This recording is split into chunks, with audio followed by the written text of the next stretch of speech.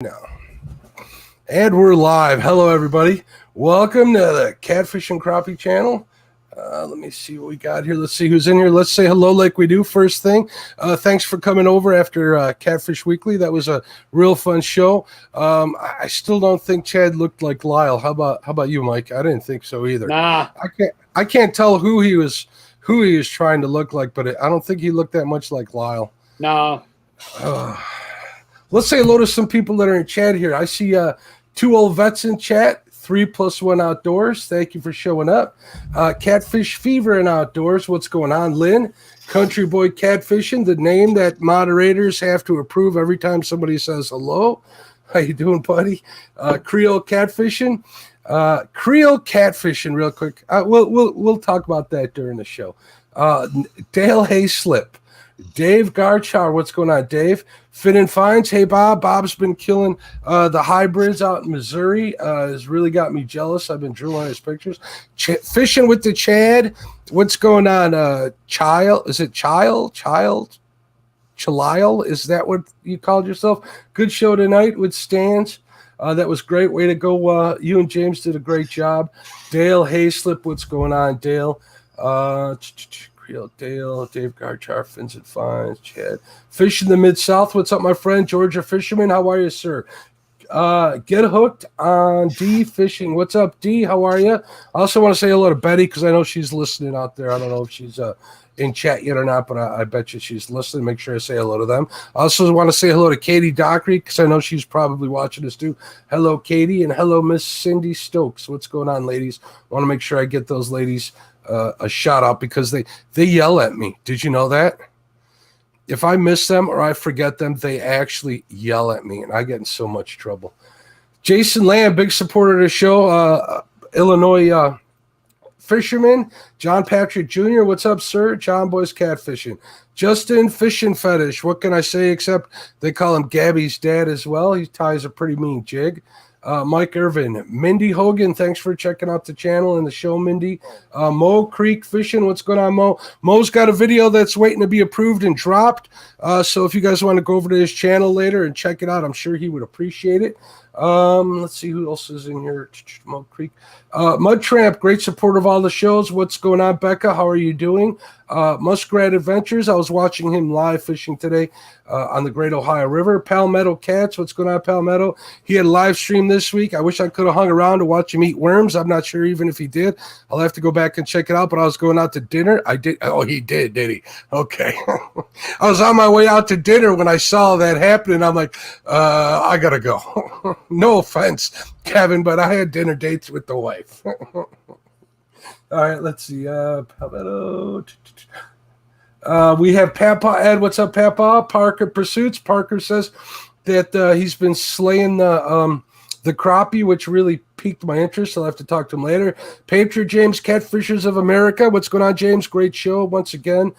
Philip Williams, Ray Smith, Robert James, Sogo. What's up, buddy? Stephen Corley, Terry Lane, Thomas Littlepage. Tirador Arco, what's going on, Al? Uncle Lou of Uncle Lou's Tackle on Facebook. Whisker and Stripes. Let me scan through this real quick. I did see Stan show up. Congratulations on being on Catfish Weekly. There she is, Miss Betty Cross. Hopefully you're feeling okay, Betty. Ann Lakin, what's going on, Anna? How are you? I hope that garden's getting ready and the weather's treating you right. I've been seeing your posts and stuff. I'm looking forward to seeing what you're growing. Little Buckets of Sunshine on YouTube.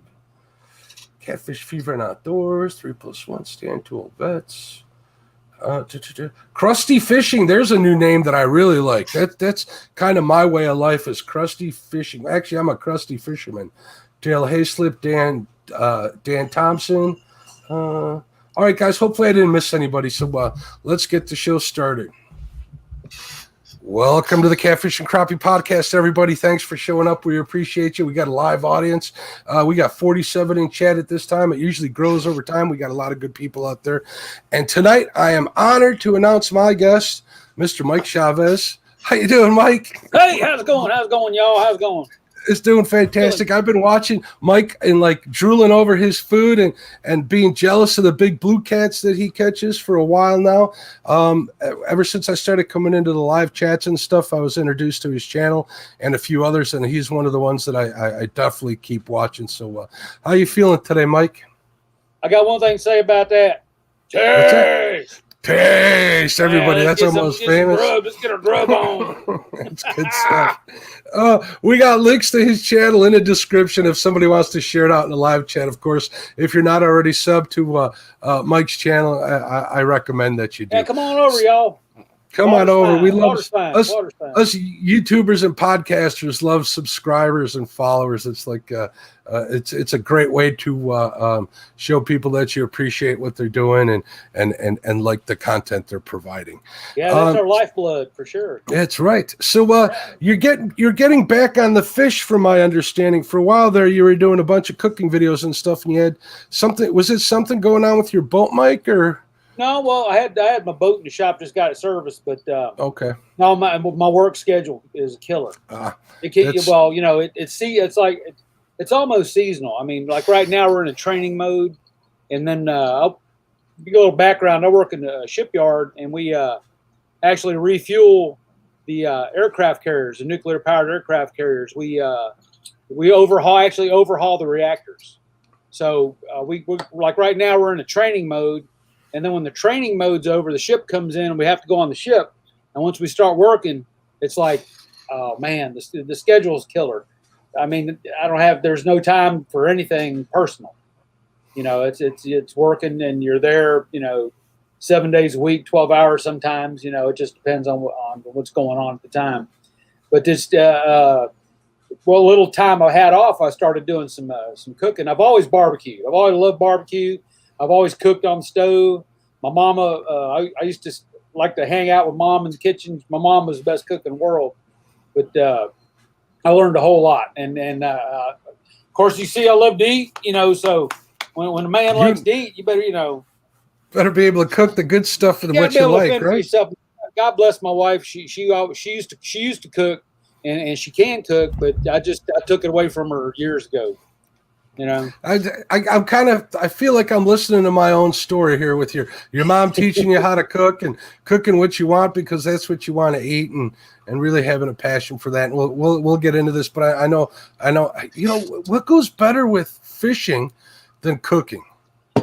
I don't know. Eating. Eating, there you go. It's a match made in heaven. I mean, everything from there's been shows out there that like Kevin did. He did a show on boat snacks.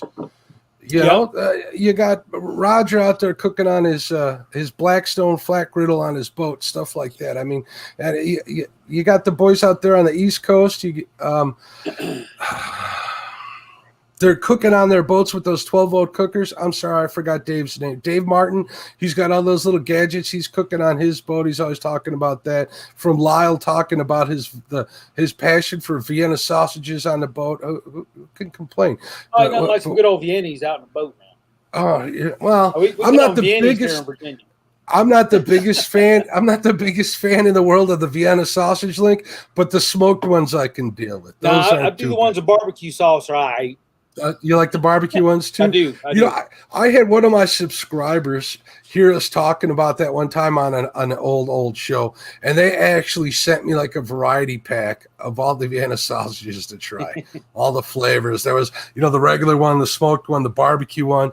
There was another one. I don't even recall what it was. I didn't care for that one too much. Is probably why I didn't remember, but it was awfully nice of them. They sent me 2 cans of each. Hey, Mike's Outdoors and Adventures. Thank you very much for the super chat. We really appreciate the support. There we go. We got the booms in the room. Thank you, guys. All right. So let me ask you this. Would you rather barbecue chicken or use it for bait? There's the question of the night. There ain't only one answer to that one. I'm going to barbecue that chicken, y'all. Heck yeah, I'm going to cut that bad boy down the middle. I'm going to brine them for a few hours. Then I'm going to put some nice rub on there. I'm going to put them down on a barbecue pit. I'm going to throw some, for chicken, I'm going to throw some apple wood, maybe a little bit of cherry wood on there. Let her go till you'll, Yeah. Now you're talking my language. Hot and fast. I have used it for bait before. but you know, Okay. not as a rule, but I Uh-huh. have in the past used chicken for bait. Yes. And there's nothing wrong with that. In a pinch, you can always use it. I'm more of the old school. Well, the school of thought where I consider the whole, and I've said this many times. I think fishing's like the experience for me. Everything from catching bait, keeping bait, having bait, using bait, catching fish. The you know, I use selective harvest methods, so I do keep some fish. I don't keep flatheads. That's one of my rules. Right. I've had one in the past and it was delicious, so I don't want to get down that path anymore. There you go. It was a little one, so don't get all bent out of shape. It Oh was no, like hey, there's nothing wrong with selective harvest now. Yeah, I'm sorry. There's nothing wrong with that. I've heard a podcast. I believe it was the River.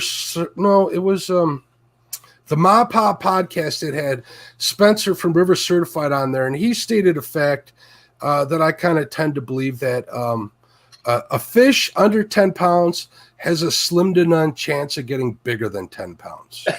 They'll either die of perdition, or something else is going to eat them, or they just won't make it for whatever other reason. They're harvested, or just they starve and things like that, or you got winter kill and stuff. Okay. So whatever the reasons, he didn't go through the reasons, but those are the ones I'm assuming, which kind of makes sense to me. But there's nothing like chasing those trophy catfish. So I figure if there's a slight chance, I'm going to keep it at least with those fish. But if I got a 2-pound crappie, man, that's hitting the skillet. I'm sorry, I don't know what else to say. Now, I used to crappie fish quite a bit back, before I that's got what you were saying back years ago. I mean, I got 3 pounds 4 ounces. I got it mounted back in the mid '90s on a local pond. It was 18 inches long. That, man, I'm still proud of that fish. The last time I did a live feed, I brought him out. I brought the mount out and showed him. That's awesome. I'm a little bit over 2 pounds, and I caught that a long time ago. I'm like 2 pounds, 2 or 4 ounces, I think. I'm talking, I think I was still in high school when I caught that thing. But up until then, I'm happy with keeping, 10 to 12 inches. That's usually where more of my big ones come from. So the only problem is on the video, these big mitts of mine, these big 2XL hands, it makes them all look, it makes all the fish look small. Yeah, I hear you. Well, I'm gonna do some crappie fishing now. I've made myself a promise this year. I promise myself that every year though, because there's a place called the Blackwater River. It's over in Franklin, Virginia, and when I first got my boat, that's where we were fishing. Because that was back in 2014, and I was we were bass fishing because the fellas at work, guy I knew at work, I went fishing with, and we were up there, and then I go brim and crappie fish, and then we got on the James River. A friend of mine said, "Let me show you something. Get your here we go with chicken." He said, "Get you a bunch of chicken breast, and I'm gonna come meet you at the house. We're gonna go up to the James River." And I'm like, chicken breast? What, you crazy? Yeah, just do it. We got out there, and I think that day we had like 65 blue cat on chicken breast. And the biggest one, no, they were all eater size. And there was one that was like 23 pounds was the biggest one that day. But ever since then, I was like, first time you catch a fish over 20 pounds, that kind of changes your life, doesn't it? I tell you what changed my life was the first one I caught over 50 pounds. 50, I'm sure that would too. That changed me. Yeah. I haven't been the same since. I got that one big flathead over 50, and I don't expect to catch another one like that, at least out here, probably for a long time. That's an I don't know how to say it, but an exceptional fish for the Fox River, at least from what I'm hearing. I'm sure there has been bigger and there will be bigger, but crossing paths on that, the chances are probably slim to none, but that's not going to stop me. Well, you see, after that chicken breast experience, I started, I was already on YouTube, but I started digging deep into YouTube, and I found Steve Douglas, of course. Mm-hmm. And then I started studying, and I was like, shad. Okay, I got to find some shad. So we got us a cast net. We didn't know how to use the darn thing. So let me tell you a little story here real quick. So we're up on the James River. Okay, we're up on the James River, and my son's up on the bow, and I'm, we're going along, and he's throwing the cast net. We ain't catching nothing, right, with no shad. Anyway, there's this XL boat anchored up over in some shallow water, and the fellow over there hollers, says, "Y'all need some bait?" We're like, Yeah. He said, well, come on over. So anyway, we motor over there, and I had a big cat fever rod at the time. I had one big cat fever rod, and I had a bunch of ugly sticks, which I love ugly sticks too, but that's another story. Anyway, so we pull up over there, and the fella said, hey, what kind of fishing pole is that right there? And I said, that's a big cat fever rod. And he's like, that's my rod. I said, what do you mean that's your rod? He goes, I'm Caleb Page. No kidding. That was Caleb Page. Nice. Anyway, he gave us a bunch of them big old fat James River shad. We went around the corner and we tossed them, cut them up, tossed them out just like Steve Douglas taught me. And I'll be darned if we didn't hook up that 55-pounder and the tide was rolling, brother. Whoa. And hey, look, right here. I don't know if I got this big cat fever, baby. I love these. There you go. These Nice. are my favorite. I got these paired with some Abu 7000s. I know a lot of people mess up the 7000s because they're Not at all. They're Chinese, but that's okay. Guess what? I've had these bad boys for 6 years and they still going strong. Okay, let me bring something up about Abus. Yes, sir. All right, I had this talk with Mr. Keith of Fish and Stuff. Okay. And we came to the conclusion that the best way to describe an Abu Garcia round reel is by comparing them to a 1911 pistol. Okay. They've been around forever, and you can find parts anywhere. So even if they do break, you're going to be able to fix them. You can have them for the rest of your life. Right. And that to me, I'm a big guy in saying that my fishing's because of my family, my heritage, and because of the man above. And my heritage will be my gear. The longer I can hold on to it, the happier I'm. Man, if someone's going to fight over that when I pass away, in my will, that I'll be smiling from above. That's the way I look at it. There you go. So that's my reason. That's my love for Abus. I do love other rods and other reels and stuff. But that setup you have right there is definitely one that I'm very interested in. This is the medium heavy big cat fever rod. Now this is I've had these for 4 years now. I mean, they've got the cork handles, and these handles are seasoned, baby. Look at that. That's catfish slime seasoning right there. That's what the catfish slime will do for a cork. I love the cork handle. I mean, those PVC handles are nice too. Now, don't get me wrong. Those are beautiful. But look, there's shad scales. I've just noticed. There's shad scales on that bad boy. just like mine. They're all over the place. I want to thank Becca for the donation to PayPal and the link in the description. Becca is very your support is always appreciated from everybody out there in all the live streams. So thank you very much, dear. I appreciate it. Creole Catfish, it says, and like the 1911, one of the most copied designs. Yeah, you are not kidding.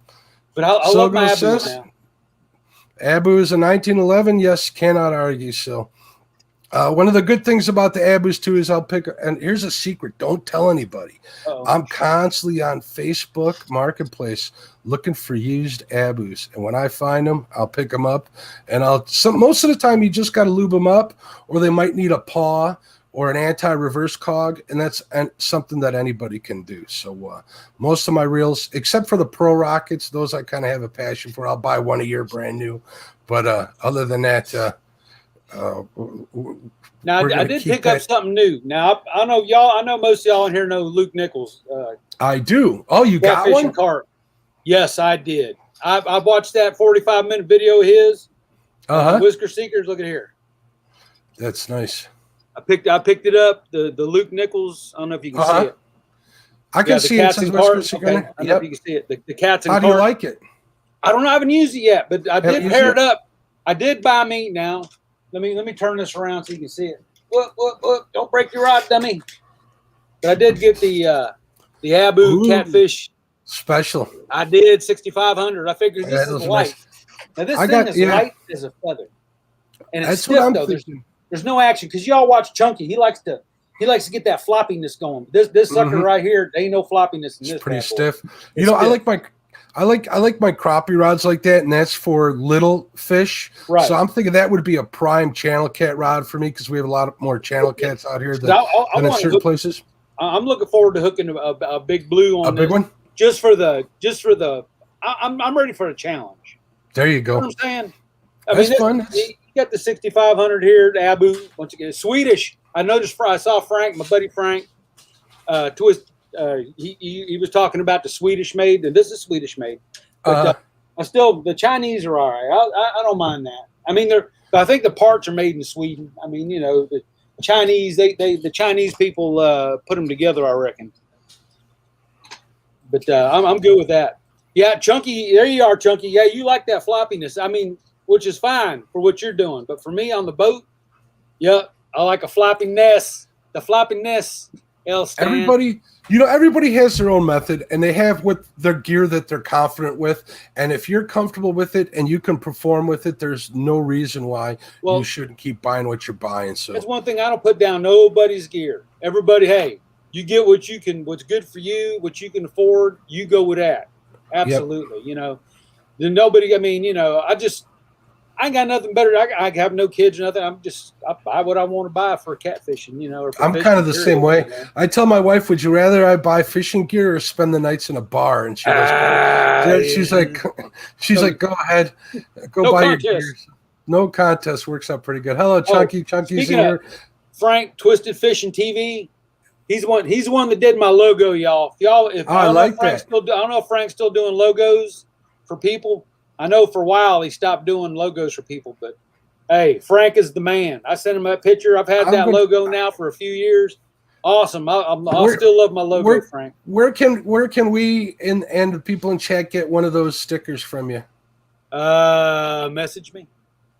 Sure, sounds good. You're gonna get one for me after the show. I need one of them for my collection. Oh, you ain't got one?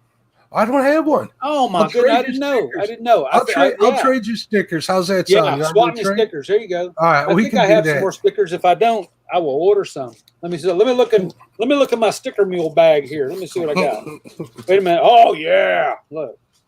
Look. Look at that. Stickers. Perfect. I think you got it. Look. Anybody wants a sticker? If you message me somehow, some way, your address, I'd be happy to send you a sticker. I don't mind. I send stickers all over the country. Perfect. We got a couple of people join us in chat. 3+1 Outdoors, Sunfish Assassin, Has Life. What's going on, Has? Muskrat, I think I did say hello to you. Ohioan for Life, Matt. Said hello to Lynn, Matt Minion. Twisted Fishing TV, what's going on? How are Has Life. Got the show. If you haven't, please give the show a thumbs up. We greatly appreciate it. Mods out there, please share out some links for everybody. I'm sure they would appreciate it. Let's, like James says, let's, share the bait, I guess, right? Isn't that what he says all the time? Share the bait. Share the bait. Yeah, look, that's how I got my first trophy, big trophy cat. Someone shared the bait with me and blessed me. Thank you, Lord. And I mean, I ain't been the same since. And that was 5 years ago, I think, when I ran into Caleb on the James there. Mm-hmm. Man, I tell you what, we had a blast. Hold on, let me ask this. This is going to get on the podcast, so people that can't see us, they can hear that. Okay. Has Life is asking, Mike, what's up, buddy? How was your day on the James River? Now, you were out on the James River with who today? We was out on the James River with Palmetto Cats and his lovely wife Anna. And we were in the boat with Chris, Catfish Chris, from Catfish Gear, from Catfish Clothing. All right, cool. Yeah, he was gracious enough to take us all out there on the James River. But I tell you what, though, for some reason James River's dead. I don't know what happened. He don't either. I mean, we caught two small eaters, and I mean it was just like it's hit or miss. The James River. I always told people that they talk about how great James River is. The James River will break your heart. I guarantee. Sounds like doesn't sound too different than the Fox River. I've gone a week at a time without even a nibble, man. Speak of the devil, fishing stuff's in there. He was asking about how we did today too. So what's going on? Yeah, Keith, we didn't do good, Keith. It was slow. I don't know why. But that's okay though. I tell you what. It's feast and famine because, I mean, the James River has done me good. I mean, but like I said, I've caught, I don't know how many. In Virginia, the trophy blue cat is 30 pounds. And I've probably caught 24 of those at least. And 50-pounders, I know we've had at least a half a dozen for over 50. I've had in my boat 260s. I caught one, a friend of mine caught one. Then I took a fellow from work out. And we got on an 85-pounder about 2 years ago out there. That was on the Chickahominy, actually. But the Chickahominy runs right – it's a tributary to the James River. Okay. And, I mean, So I mean, it's an awesome river, but it will break your heart. You guys have some fronts move in or something like that in the last couple of days? Fronts. Yeah. Wind. I mean, today was nice. It was beautiful out there. You could ask Kevin. Look, I got son. Kevin Palmetto Cat's got sunburn. I'm sure Miss Anna probably got sunburn. I mean, it was nice out. It was real nice. It was great company. Man, we had a blast. And you ever go fishing with Chris Crimes from Catfish? That man is a nut. And he's a good nut, now in a good way. But he kept us in stitches all day. Sounds like a lot of fun, man. We had a great time. If you're not having fun with fishing, find somebody else to fish with. That's right. But we tell us a little bit about for the people that haven't fished the James or the Chickahominy. Is that how you say that? Chickahominy River, yes. Chickahominy River. What's that like? How big of rivers are they? Are they super? They are big rivers. Now the James, down where I fished the lower James River. Well, let me back up even further. Where I work, the shipyard is on the James River. Mm-hmm. It's 5 miles across, right there we're close to the bay there, where the shipyard is. Now, where we fish is like 30 miles upstream, and today, I guess, where we fish today, wide is probably a mile across at the widest part, and the further upstream in the James River you go, the narrower it gets. Like up there where Two Stands fishes, it's narrow up there. Okay. And I don't know, Stan, in here, I don't know how wide that is up there. It's probably, I hardly guess. Maybe a couple of 200-300 yards wide up there when you get close to Richmond, up where Stan lives. Yeah. So, like I said, the further up you go, the narrower it gets. But the James River goes all the way to the mountains. Because if you go to Charlottesville, Virginia, the James River runs through there, and you kayak or canoe or kayak. We used to canoe down there and smallmouth fish. The smallmouth bass are all in there, really nice. It's a great smallmouth fishery up on the James up there. But the James goes way up. I mean, it goes Staunton, Virginia. It goes way up there. I don't know how long. I'd have to look it up. Somebody Google that for me. How long is the James River in Virginia? I'm sure somebody will figure it out. We got a lot of talented people here. Now, you were telling me that there are no flatheads in the section that you fish, correct? No. All the flatheads are up where Two Stands lives. Where Two Stands lives? Yeah. Yeah, there's some flatheads up there where it gets rocky and narrow and swifter, and there's no tidal action. Okay. And that's what it is. The tidal action turns them off, or doesn't? I don't know. Do that? I don't know. They're just not down that as far as I am. I've never heard anybody catching flathead down my end of the river at all. Or channel cat. Now you reminded me of one thing. Whenever I hear about like tidal rivers, that I have no idea how that works. Now, is that water technically brackish or is it not? Yeah, somewhat. If you were to taste it, it wouldn't taste salty. But the tide from the bay. Now we're on the Chesapeake Bay, the lower end of the Chesapeake Bay, where the Chesapeake Bay enters the Atlantic Ocean. That's where the James River goes into, Hampton Roads Harbor. So that water from the Hampton Roads Harbor and Chesapeake Bay flows up the James. It pushes. I guess it actually pushes the water back up, and then when it's coming in, when the tide's coming in, and then when it goes out, of course, it flows the other way. So that river. Half the day you're flowing one way, half the day you're flowing the other. And that's every day, sometimes twice a day. Just thinking about that makes me kind of like leery and try to figure out how I would fish something like that. But I guess it's not easy. For a while you would. Oh, it's not easy. Fishing with the Chad, I think, was the first one to answer. He said 348 miles. We did get an answer from Twisted Fishing TV, too. Thanks for looking that up. 348 miles. There you go. James River's a long river. At home. James River is 348 miles long. Hello, Chad Nolte. Chad Nolte's in the house, the Bullock Experience. Chad. What's going on, guys? How are you? And it's like several rivers in one, because down on Lower James, you got the huge, big blue catfish. Then you get up around where Two Stands lives, and they got flatheads. And I think there's channel catfish up there, too. I've never caught a channel catfish on my end of the James River, ever. Never, huh? No. Now, do you fish anything else besides the James River? You fishing any lakes or anything like that? Because my boat, the reason is where I live, there are no lakes that I could take my boat in. Because now there's some small lakes, and they have horsepower restrictions, 9 and below. And I have a 60 horsepower on my bass tracker. The closest lake I could take my boat on would be Lake Gaston or Kerr Reservoir. Bugs Island is another name where the world record catfish came from. But right. But I'll be going up there at the end of the month, though. I've rented a cabin from Tim King. So me and my wife are going to go up there and stay for a couple days. Okay. And is that Tim King from King's Catfishing? Yeah. Yes. Okay. Yes. That's what I thought. I know he's got a channel. He's got some streams. He was the man that responsible for Art from One Ton Fishing eating that shad head, wasn't he? Yes, he was. Absolutely.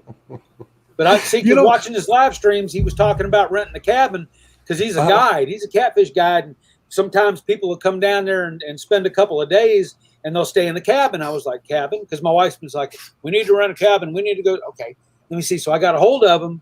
And said, hey, you got a cabin? He said, yeah. So anyway, long story short, we got it for 3 days at the end of April. And I'm going to be hosting the 1 Ton Fishing Club to come down, and I'm going to cook some ribs up, and we're going to have fun.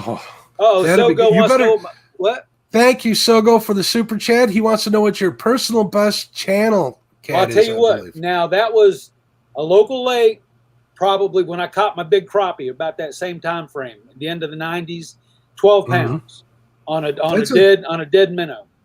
That's a decent sized channel. And that was in that channel. If they're there, dead bait, chicken and stuff. The channel cats love to eat, and this has been discussed. Especially Stan was talking about this, and me and him have had this conversation before. The channel cats they're opportunistic feeders because they're always competing with something else. So they'll eat and run whatever. Yeah, but I've never caught a channel cat in my end in the lower James. Now, Stan might be. Yeah, I think there might be channel cats up in the upper James. I think that's the case. And of course, flatheads. And then if you go further up, they actually have muskie up around Richmond, downtown Richmond. There's actually and above Richmond, there's actually muskie up there. From what I understand, now I've never fished for them. We have muskie here in the Fox River too. I know a lot of guys that specialize in them, and they do pretty good until I put them on a flathead, and then they quit being muskie fishing.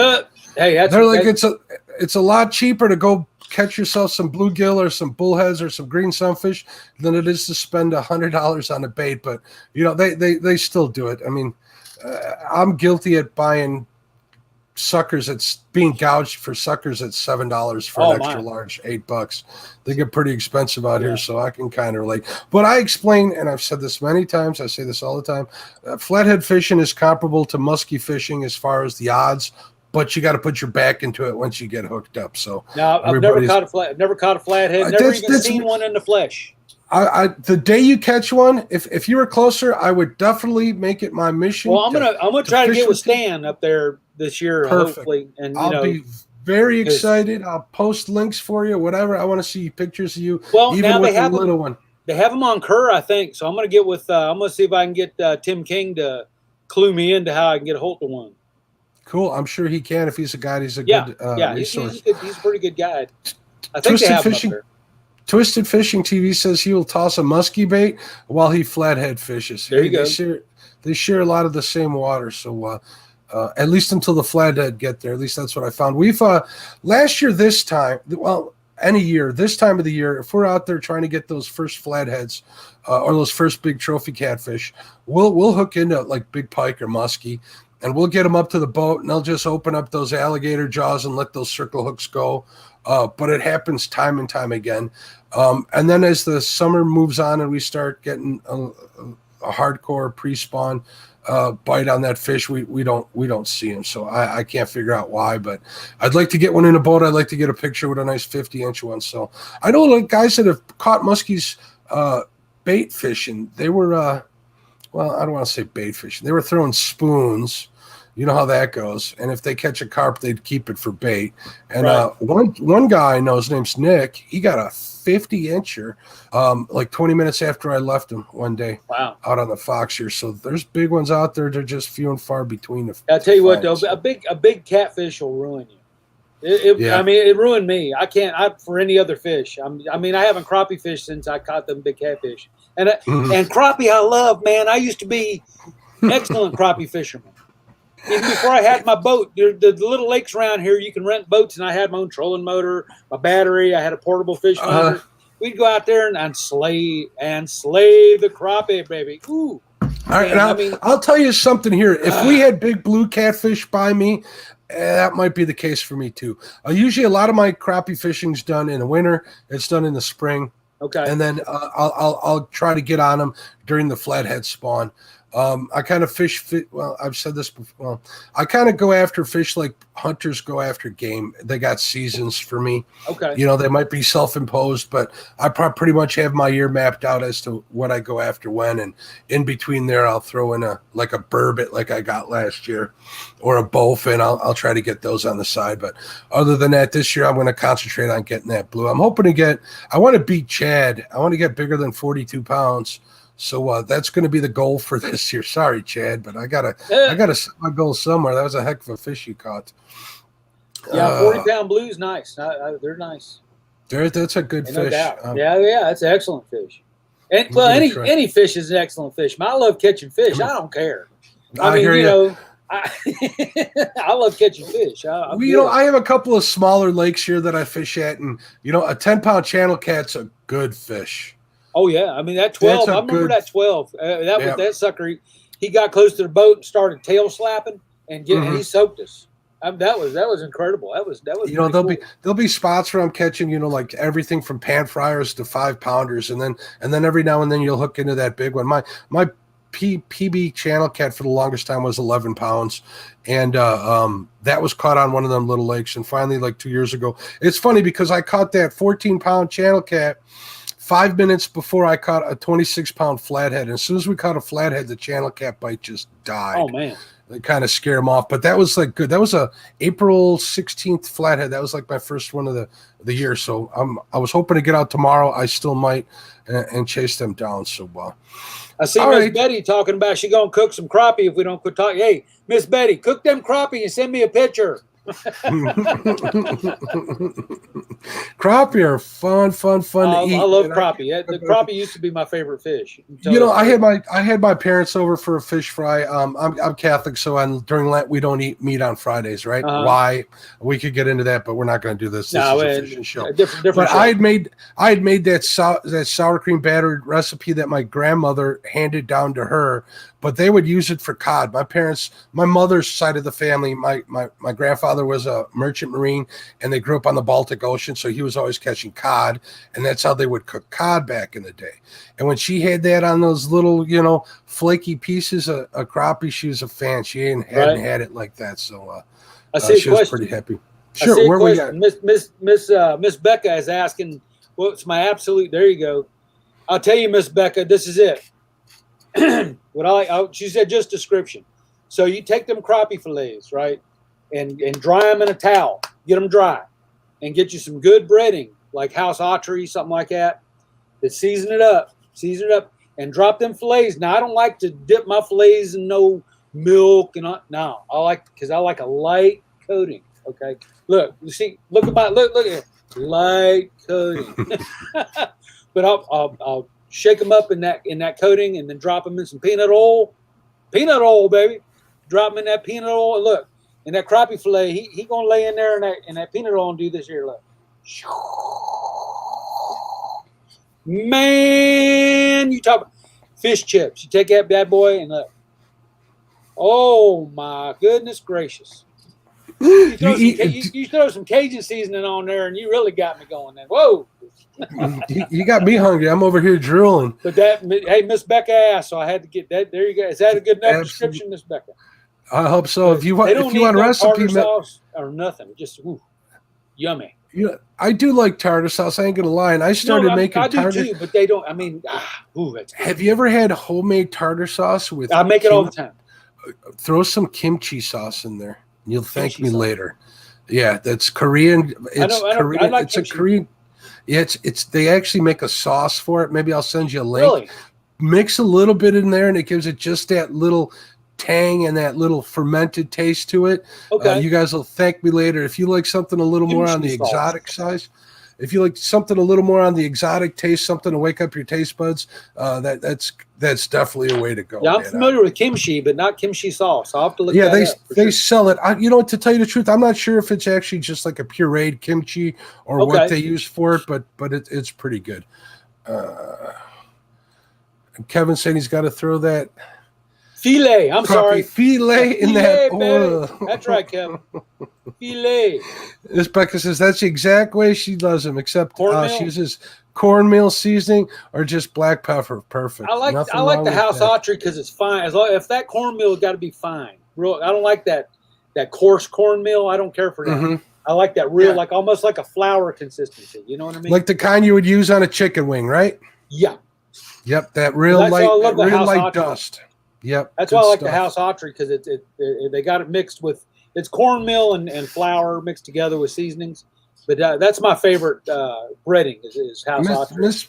Miss Betty knows how to cook some mean crappie too. She told me how I'm sure she does. I'm not going to share that unless I have full permission from hers, and I don't know if I can get that. So I'm just giving my recipe. That's my recipe. Maybe we'll talk offline. So yeah, let's talk a little bit about food, man.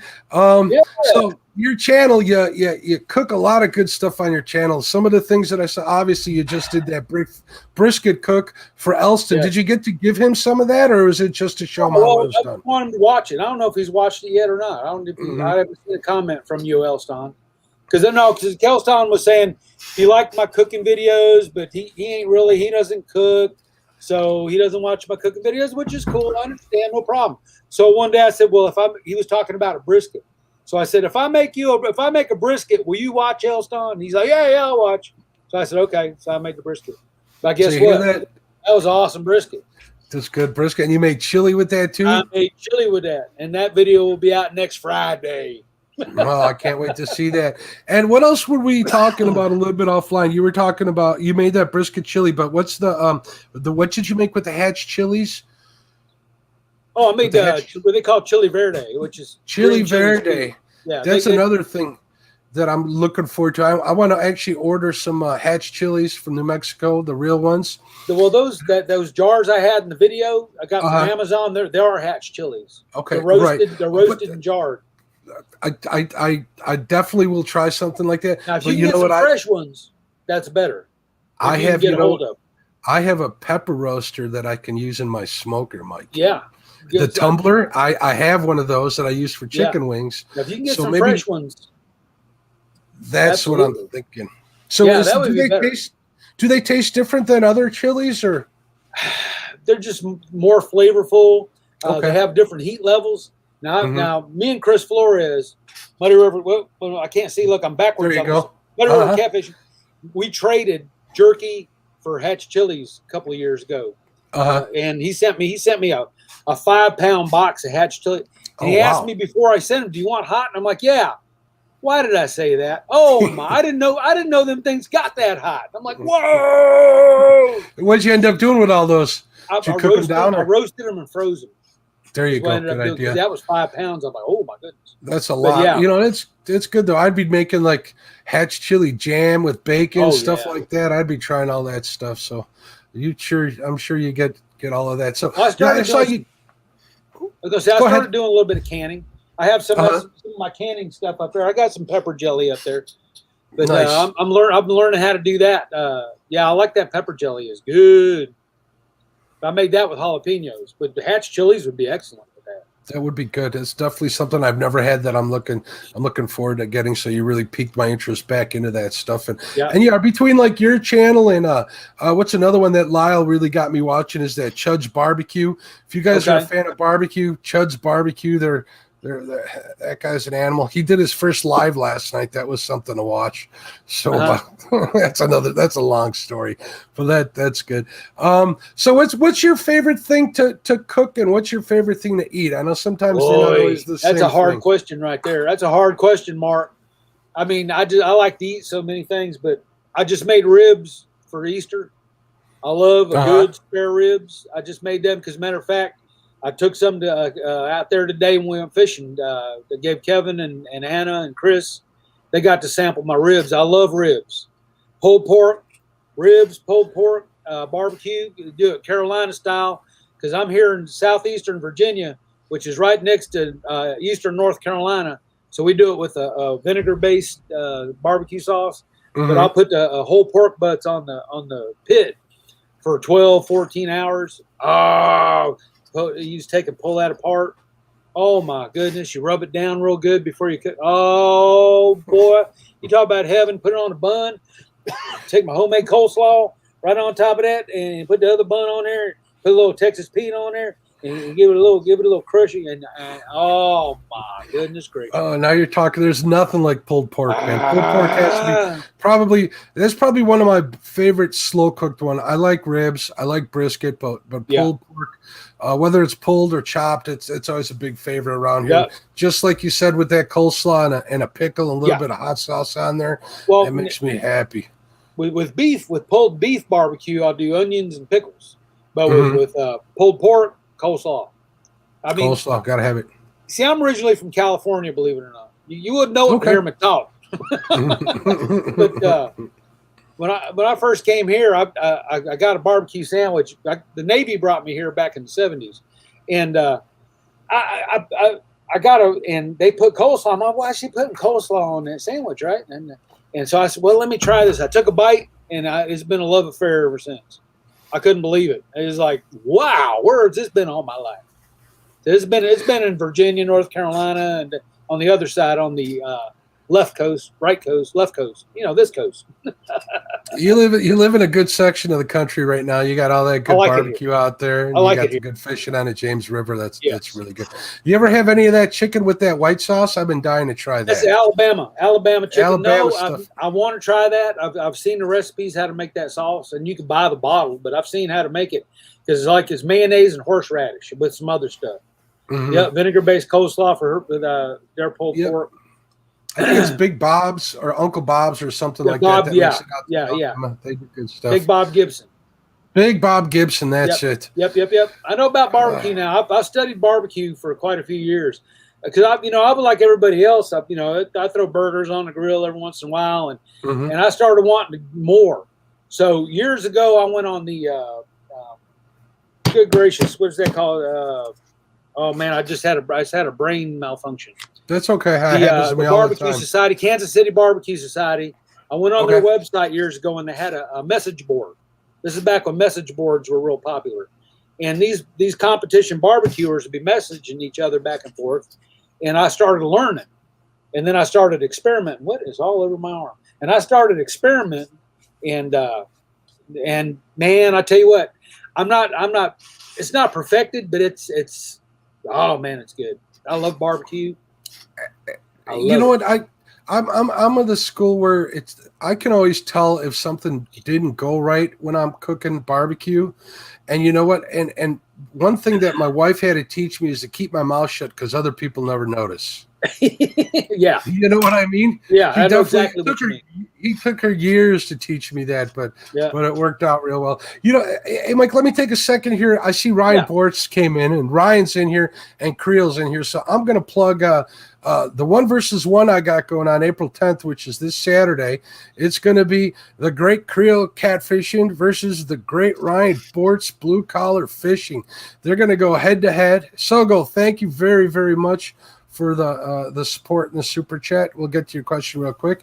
And we're going to have that 8 a.m. Central Standard Time on my channel, Catfish and Crappie. So if you're listening to this on the podcast, tune on in. Give me a subscription. Check it out. You'll see all the action live.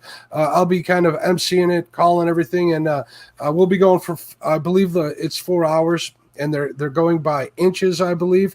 Since Ryan is a kayak tournament fisherman, it'll be great. The last time they went up against, this is a rematch. The last time they went up against each other, Ryan worked his butt off. He just had a little harder time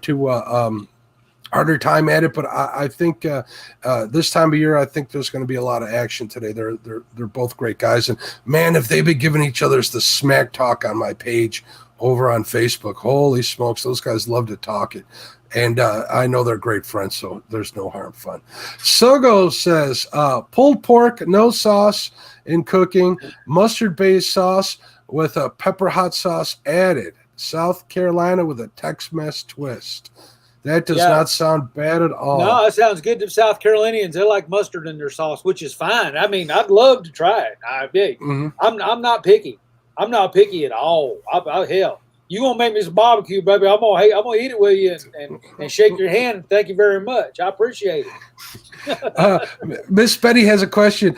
Does Mike do baking? Do you do like pies, cakes, or bread? Not too much. I don't do desserts very often. You know, I have in the past. I made bread. I got, but I don't. No, I don't bake very often at all. Okay.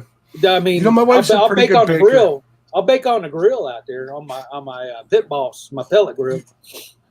You ever do cornbread on your grill? I did that once. It came out pretty good.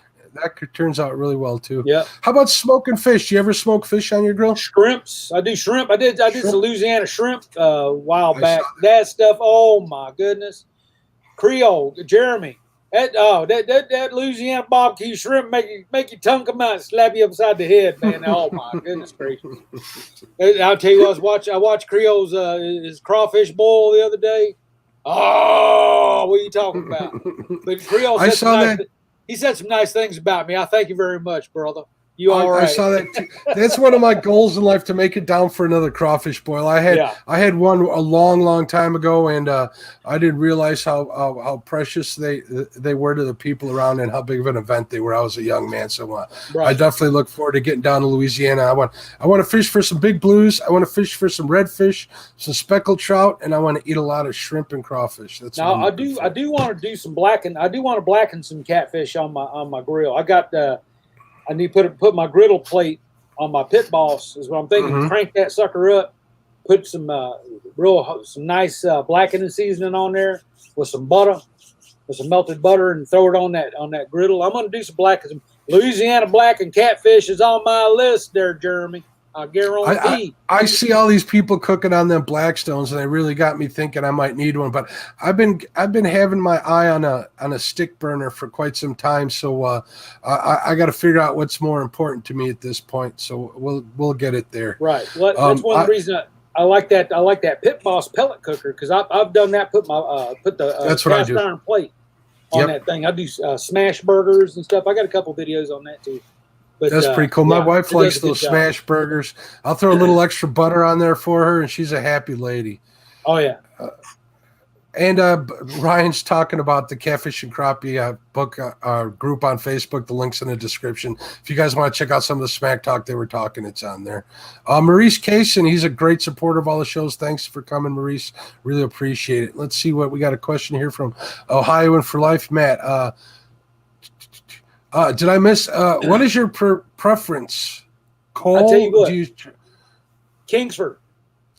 I'll tell you why. Kingsford charcoal, Kingsford blue. It burns even. It maintains heat for a long period of time. A lot of people like the lump charcoal. It's great for grilling, hot and fast. But if you're going to do low and slow long cooks, and you're using charcoal, I recommend Kingsford charcoal. I have a pit barrel cooker, and even the manufacturer recommends Kingsford charcoal in their cooker because it lasts a long time. It's even. You can repeat the process. It's what's the word, man? I'm losing words tonight, but it's consistent. There you go. Consistent. It's very consistent. Yes. Because charcoal is to me now. You might disagree with me, but now I'm a meathead. He's a barbecue guy. He's a barbecue scientist, and I've studied under Meathead a little bit. But charcoal is for heat, okay? Just heat. Wood is for flavor. Okay, that's Meathead's preaching there, and I fully believe that. A lot of people think the charcoal will throw flavor. The meat will drip on the charcoal high and fast. Right. It'll drip and it'll vaporize and come back up on your meat, and it'll give you that good charcoal or that good grill taste. There you go. Kind of almost like a Santa Maria type deal, right? Yeah. Yep. I like that too. There's so many different things you can do with just a little bit of heat and a little bit of smoke. There's all the different ways about going about it. I'm kind of like that too. I really do like Kingsford. Kingsford's great for hot and fast, but you know what does not get real hot that burns really consistent is that Weber charcoal. Really? If you ever get a chance, sometimes they give away free samples. It won't burn hot, but you'll keep 225 for 18 hours. I don't think I've ever seen it in stores around here, though. Yeah, I've looked for B&B charcoal. B&B I've used too, and they that's don't lump. Well, It's they have not as lumps, consistent. I know they have Yeah. the briquettes too. Briquettes? Those are supposed to be pretty good. I haven't been able to find it. But Man's got the another Kingsford's question. easy to find. You get two 20-pound bags of Kingsford for $20 at Lowe's. I mean, come on. You can't beat that. No. Matt, Ohioan for Life has a question. Do you throw any wood on there for a little smoke? I like using the natural oak coals with a hickory chunk. Do I like to use wood? Yeah. Yeah, absolutely. That's what he's asking. Yeah. Oh, yeah. It depends on what I'm cooking. Now, if I'm doing low and slow like a butt or a brisket, I'll put hickory. Hickory's got the strong smoke taste, and I'll probably throw a little apple with it. If I'm doing chicken, something like that, I'll use apple and maybe cherry. Doing my ribs, I'll use apple and cherry. It depends. But I always, if I'm doing a low and slow cook, I'll definitely put wood on there. I'll get the chunks, the fist-sized chunks. Because I got a Weber Smoky Mountain. I have a pit barrel cooker that I'll use. I have a Weber kettle, of course, and then my Pit Boss pellet cooker. That pellet cooker I use to grill. It does chicken wings, steak. I'll do reverse sear my ribeyes and all that stuff on there. That's good. Reverse sear ribeyes now. Ooh. You're talking my language. I got a 7-pound Wagyu rib roast sitting in my freezer waiting. That's another story. We'll talk about that later. I got that for free. We'll have to talk about that later. So I got lucky with that one. Well, this past Christmas, I did a big old. It was a tomahawk ribeye. The big, about 3 inches thick. Got it croaked. Oh, I reverse seared that bad boy on. That was our Christmas dinner, man. I tell you what. Ooh. Now you're talking my language. Yassa. That's perfect right there. I'm with that. On the steak and chop, man. Here's a. You ever hear of Diva Barbecue? She was on the competition circuit for a while. I think I know who you're talking about. She's the one. Shoot, I can't remember her name. She won those for those. She won for lollipop chickens, and you know how they make those chicken thighs in the muffin pans, the competition chicken thighs. Yeah. She really made a name for herself with that, and I've tried some of them recipes, and they're good. Yeah, Myra just started that. Yeah, right. Yeah. I just wanted to bring her up because I learned something from her for all the people out there with gas grills. Not everybody has big smokers and stuff. Is she takes tinfoil and goes out and buys wood chips and she soaks them and then makes envelopes, pokes a couple holes in them and throws them right on the gas burners, and she gets some flavor out of that too. I've actually tried it once or twice, and it works pretty good. So if you don't have a wood burner or a charcoal burner and you just got a gas stove, you still don't have to go without that. With that little bit of wood taste. So hopefully somebody can learn that. So yeah, I see Ohioan for Life Matt asked about Royal Oak. There he is. I've never tried it. I'll try it. I mean, but I got on Kingsford. It's inexpensive. It's consistent. So I stick with Kingsford. But I would definitely try that.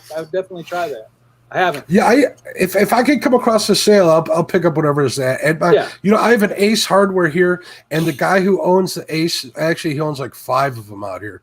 He's a big barbecue head, and their barbecue section's huge. Everything from rubs to grills. They got all the Weber stuff. They got the Traeger stuff there. They sell green eggs, and it's all the high end stuff. So I was in there today picking up some fertilizer for the grass, some spring fertilizer, and I got lost in there for about half an hour. So I'm kind of the same way. Okay. Question for Creel. Do you ever do drunk chicken? I've never done a borracho chicken or a drunk chicken. No. I'm not sure what that is, but I have had a couple of Dos Equis in me when I was barbecuing chicken before, but no, Jeremy, I've never had that. You're gonna have to show me what that is. Now, I did do a video on what was it? Carnitas borracho carnitas, which is pork meat, and is cooked in tequila and Modelo beer. Oh boy, and poblano peppers. You had me at carnitas, my friend. You start talking lingua, and now you'll be talking my language. Lingua? Man. Oh, don't get me started on lingua now. Oh boy, that's tongue for all of you out there that don't know. That's good stuff. Oh, I'm honored and privileged to have a lot of friends that are Mexican or Latino. But they like me to call them Mexican, but everybody else calls them Latino. So I'm privileged to stuff like carnitas, lingua, Hey, most folks that don't know any better. Most folks don't know any better. As soon as you tell them what lingua is, they're going, "Oh, I wouldn't eat that." But you don't know what you're missing, brother. Only thing I kind of still keep away from is the menudo. And I grew up with menudo, so I'll drink. It's the same thing. Polish people make something called flaki, which is the same thing. It's only a little different soup with different spices and stuff. Okay. And I'll drink the soup because the soup's delicious. Right. It's just that chew that I kind of can't get over. So, I've eaten it before, but it's not something I'm super fond of. So. Well, my grandmother used to make it when I was a kid. So I grew up eating it. So I love it. My wife doesn't like it because it has hominy in it. I mean, she doesn't like hominy. Mm-hmm. But I don't mind hominy. I've eaten. I like it. I mean, I'm good with it. Pozole. Well, pozole is different now. Pozole is different, Matt. He said, yeah, pozole is a totally different thing from menudo. Pozole does not have tripe. It does have hominy, however. Yeah, and it does. Dan's Creation says he tried cord tongue tacos. What is a cord tongue? Oh, he must mean cow. He must have did a typo. He must have meant cow tongue. And it wasn't for him. It's not for everybody. No, it's not. It's something you're definitely grew up in. Now we're talking food. Carnitas. Here we go. We got Al from down in New Mexico, I believe. Carnitas, guido, barbacoa, pozole. All right. Oh, good stuff. Yes, sir. Yes, sir. There's so much. That's why I love, fishing and barbecue. It has to do with the outdoors. It really does. I mean, all over the country, everybody does it different. Colorado, they're fishing for trout. In Montana, they're fishing for trout. We're fishing for catfish here in the Midwest and in the South and on the East Coast. But we're all eating and we're all cooking with fire. Yeah, I mean, and nobody's wrong, man. Everybody, if you like it, look at that. If you like it, do it. I mean, I don't put nothing to fishing, cooking. If that's what you like, you do it. You do you, brother. Don't worry about what I like or what Mark. Where is he at? There he is. Or what Mark likes over there. I know this thing's backwards. You do you, brother and sisters. You do you. If you like it and you're happy with it, that's the best there is.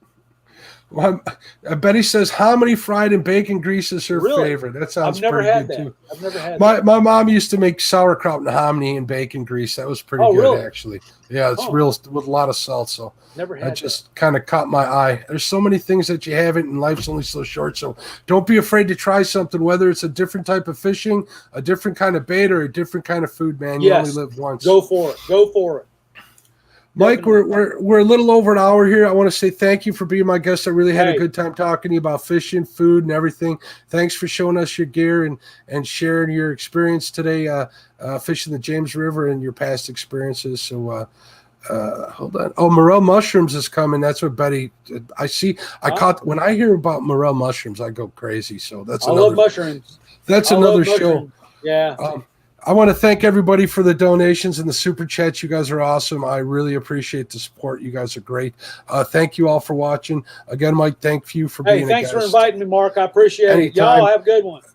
I want to say good night to everybody. God bless. Get out there and fish. Have a wonderful evening, guys. All right. Bye-bye.